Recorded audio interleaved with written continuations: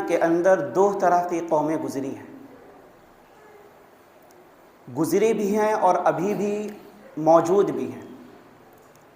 ایک وہ قوم جسے مقصد شناس کہا گیا، ایک دوسری وہ قوم جو مقصد فراموش رہی۔ مقصد شناس قوم یعنی جو دنیا میں آنے کے بعد اپنے مقصد کو انہوں نے پہچانا کہ میرا دنیا میں آنے کا مقصد کیا ہے، وہ مقصد شناس رہی۔ اور قرآن نے اس کی طرف اشارہ کیا سورہ عصر کے اندر، اِلَّا الَّذِينَ آمَنُوا وَعَمِلُوا الصَّالِحَاتِ۔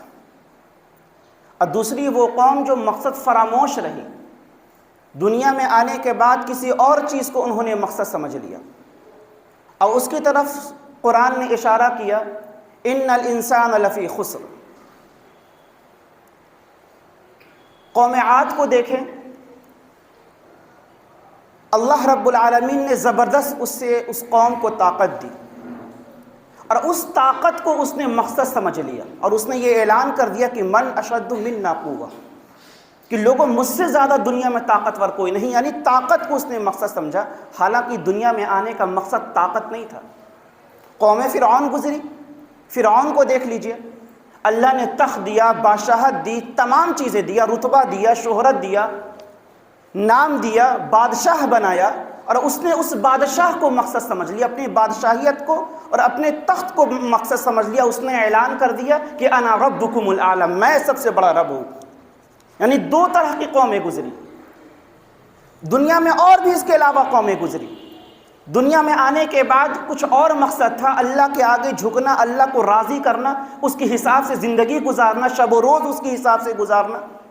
یہ دنیا تو صرف ایک کھیل ہے اور ایک تماشا ہے، لیکن ان لوگوں نے، ایک قوم گزری، ان لوگوں نے کسی اور چیز کو مقصد قرار دے دیا۔ طاقت ملی، اس کو طاقت مقصد قرار دے دیا۔ ایک کو اللہ نے بادشاہت دی، اس نے بادشاہت کو اور تخت کو اس نے مقصد قرار دے دیا۔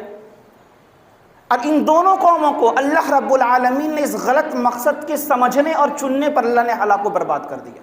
ہم بھی جانتے ہیں اور آپ بھی جانتے ہیں۔ اور ذرا دیکھیں اللہ رب العالمین نے کیا نہیں کیا ہمارے لیے۔ آج ہم اور آپ اپنے مقصد کو، دنیا کو چھوڑ کر اس دنیا سے دل لگائے بیٹھے ہیں۔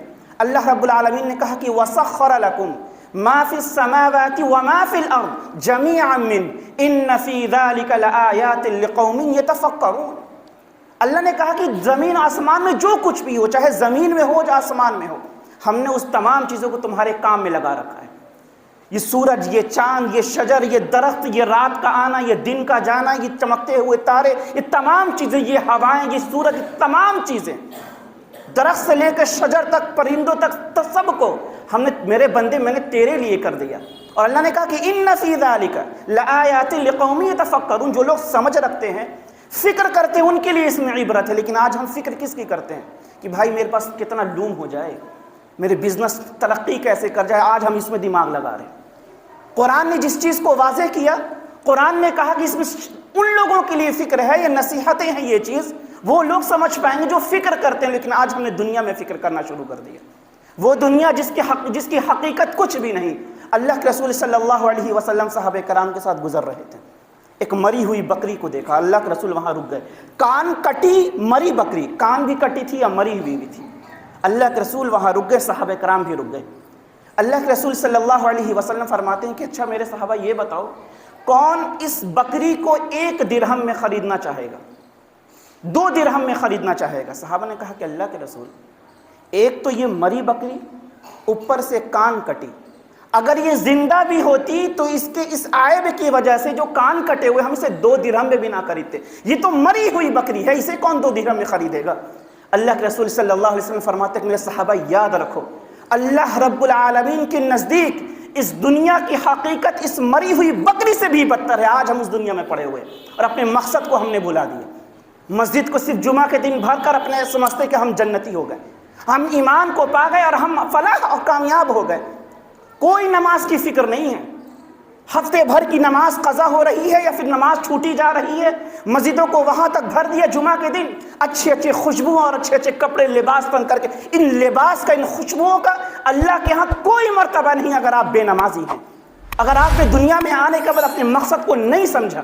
یاد رکھیے گا، وہ جس طرح وہ قومیں برباد کی گئی، دنیا میں آنے کے بعد